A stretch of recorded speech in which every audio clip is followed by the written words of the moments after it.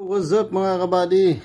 So ngayong araw na to ay ito yung prepare kong pagkain. Inihaw na ampalaya. Yan, inihaw na ampalaya. Yan, inihaw yan. Yan, at pritong dalawang tuyo o bulad at half cook na okra. Ang sausawan niya ay ito, limon, sili, kamatis at yung sibuyas. Kakainin natin ng hilaw yan. So ayan. At siyempre magra-rice muna tayo ngayon. Rice. So yan yung pagkain natin. Yan. Sarap oh. Namimiss ko na to ganitong pagkain. Nakaka-relax sa ano to, nakaka-relax sa ating tiyan kasi may okra, may ampalaya. Ito yung paborito ng ating mga bituka. Yan, pag may gulay, laging maganda yung daloy ng ating bituka. Yan. So tara, hiwain na natin. So ayan na mga kabady, tapos na. Ayan na.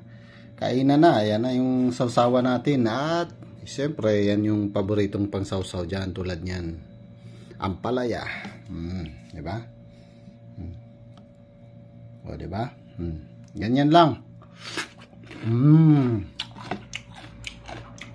Sarap.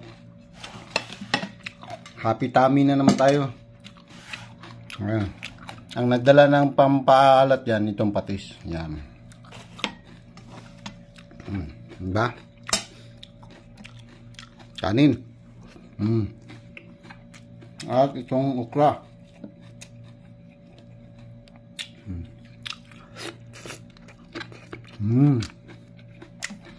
Ganun lang. At itong tuyo. Shout out sa mga kumakain ng tuyo dyan. Mabuhay tayong lahat.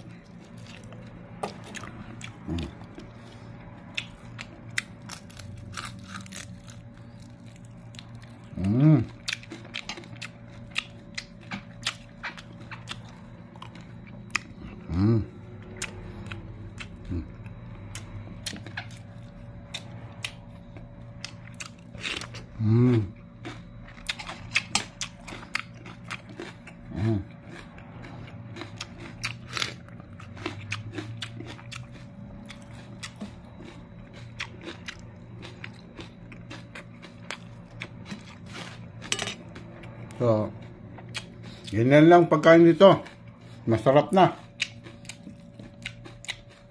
Happy tummy na naman. Yan, shout out para sa lahat ng kumakain ng ganitong pagkain.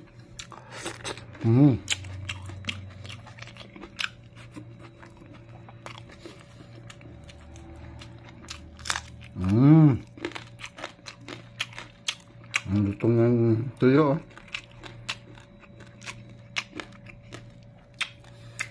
Kaya ito talaga ang palaya. Sarap yan.